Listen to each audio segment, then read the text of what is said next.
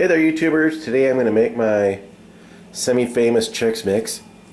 And basically I just use the rice and corn Chex.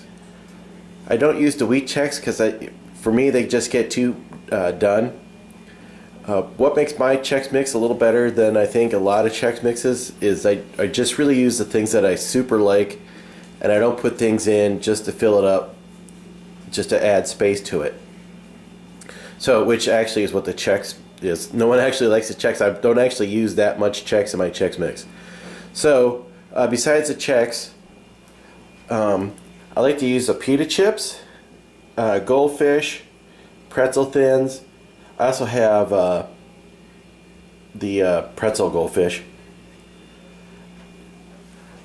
Instead of mixed nuts, I just use cashews and almonds.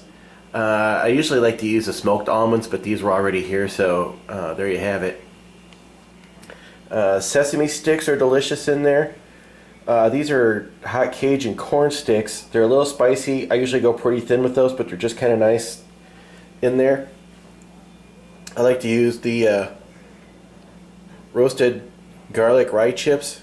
And then the secret weapon that makes this awesome are the honey mustard pretzel pieces. This is the Anderson. I usually use the Snyder, but once again, just like the almonds, this is what was here. So I'm going to use these and see how they turn out. Should be okay. And then the main winner in this Chex Mix are toffee nuts. Everybody that tries it, they're eating it, they're like, oh my god, what was that? It was a toffee nut. For the seasoning, I just used the directions right off of the Chex Mix, or off of the rice Chex box. And it calls for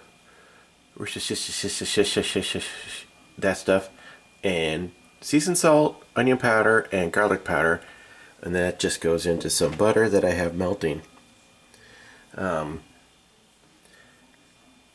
actually says, I'll read the directions here, 3/4 teaspoon garlic, and half a teaspoon onion, 1.5 teaspoons seasoned, and 2 tablespoons of Worcestershire. When I make my Chex Mix, what I do is I kind of reverse load it.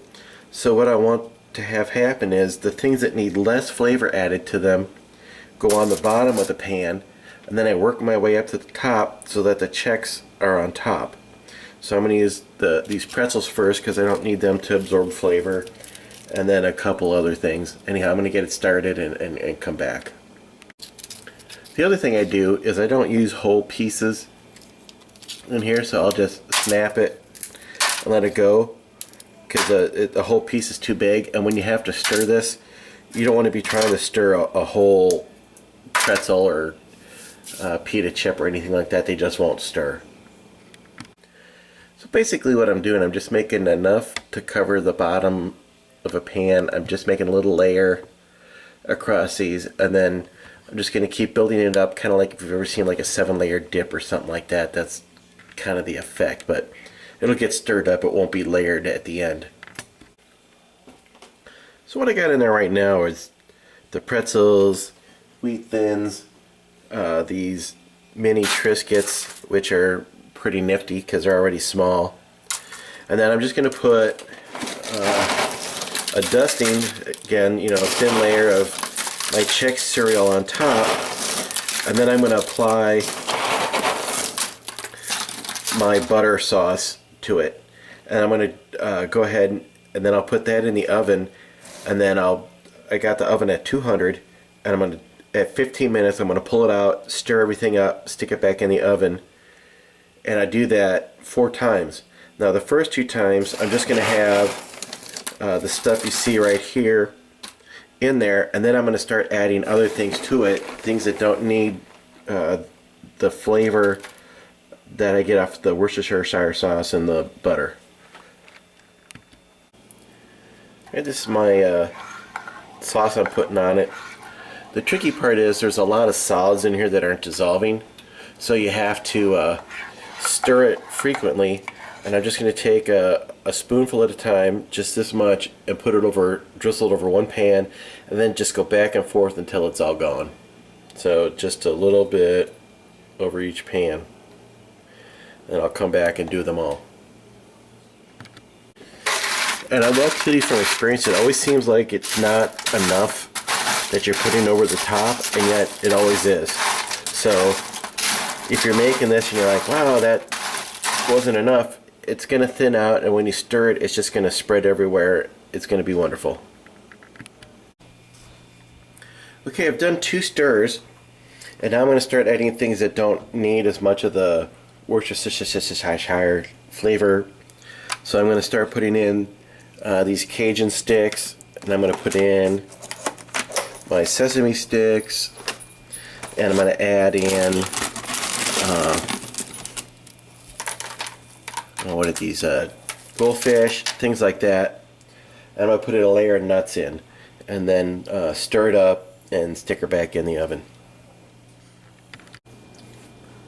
Alright, I'm on my final stir. I'm getting ready to add in, which is ironically the most important part of the whole thing. It's the pieces that don't actually need cooking but provide the pop and the interesting flavor that everybody loves. So I'm going to put the pretzel pieces in, the honey mustard pretzel pieces, and I've tasted these. These are okay, but if you can get the Snyder's, they're a little more potent. I think they taste better. And then the other item is the toffee nut. And